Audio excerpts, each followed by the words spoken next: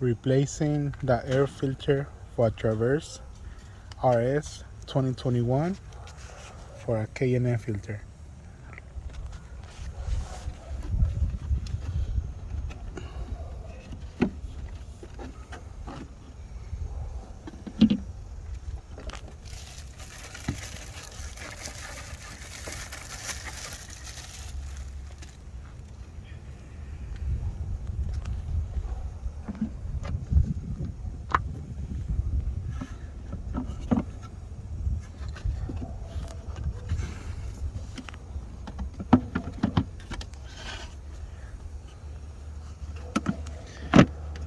It's that easy.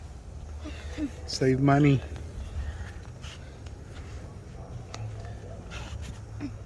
Save money, you guys. Only 5 bolts. 5 bolts. 1, 2, 3, 4, and the one over here, 5.